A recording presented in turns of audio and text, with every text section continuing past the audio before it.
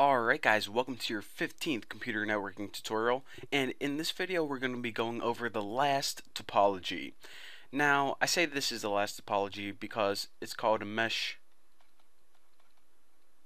topology, and it's not the last topology because of course you can just go ahead and have unlimited number of topologies, and there's also like a star ring topology and different topologies where basic topologies are mixed together, but this is the last main one that I'm going to be teaching. And in the next couple tutorials we're going to be moving away from layouts and moving into something a little bit more interesting.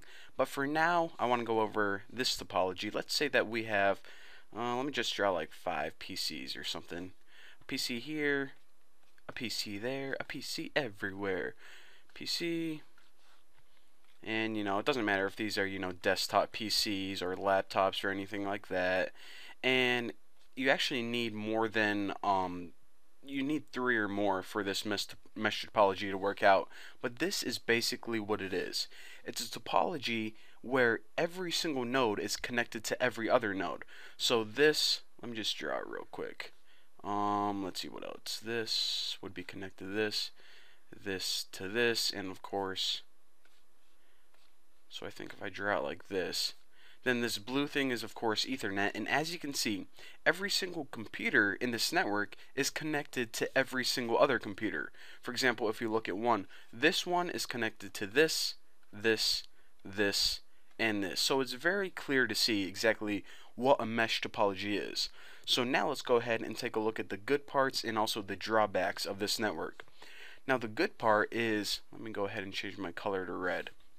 The good part is, let's say you have a cable that breaks right here.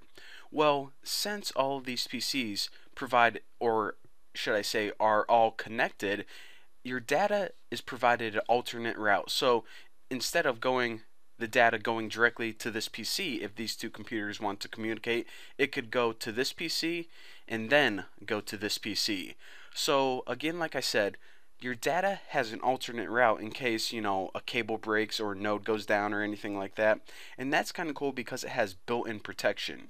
Now another thing is that even though more nodes, maybe you had another PC and it's connected to the system PC, it would get more complicated.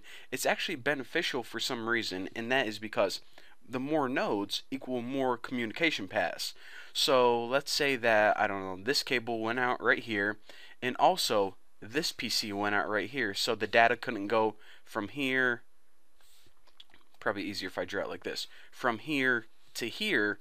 Well, if this PC went out, then your data could still go from here to here, or from here to here, so on and so forth. So actually, even though when you add PCs it would get more complicated as an entire network, it would also provide more communication paths.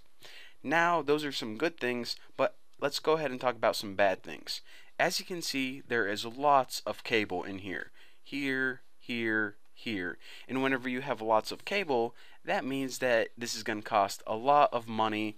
So it's very expensive to set up a mesh topology, especially if you have a bunch of different computers, a bunch of different nodes. Another thing is that, when I talked about NIC cards, NIC, well, typically if you put, let me see if I still have my star example. Let's see. Like in this star example right here, where's my drawing? This PC right here would only have to have a NIC card with one port in it because it only has one Ethernet cable going to one router. So of course, one cord, and that would mean only one port in your Ethernet card. But for here, let's go ahead and take a look at this PC, for example. This would need a NIC card that had 1, 2, 3, 4 ports. So the more computers in your network, the more, or should I say, the bigger NIC card you have. So in this example, each PC needs an input for 4 cables, so of course a more expensive NIC card. So that's another reason why it's going to cost more money, and also whenever you expand, you're going to have to put a new NIC card in, get more cables, so on and so forth. So that's the good and that's the bad. Basically, the good is it has a lot of built-in protection and a lot of different paths of communication that the data can go through. But the bad part is it's expensive because you need a lot of cable and you need NIC cards that can input a lot of different cords or, handle a lot of different Wi-Fi. So overall, I would say that typically in your home network, this usually isn't in LANs at all because it's very complicated. You're going to often see this in either MAN or WAN, because this is really good for, big fiber optic networks because they can all communicate to each other. And of course, you don't want to set up, your big worldwide AT&T, for example, doesn't want to set up their network where if one station goes out in California, then the entire, internet doesn't shut down.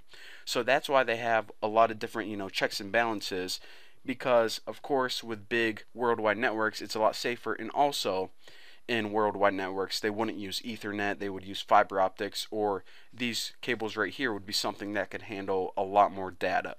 So that's basically the benefits of a mesh topology. And well, that's all the topologies, like I said, that we're going to be going over in this little tutorial series. But I just want to point out that typically in a network you often have a hybrid topology, like a mesh bus or a star ring is a very common one. So anyways, I'll shut up now. In the next tutorial, going to be going over something very interesting. So I'll see you then.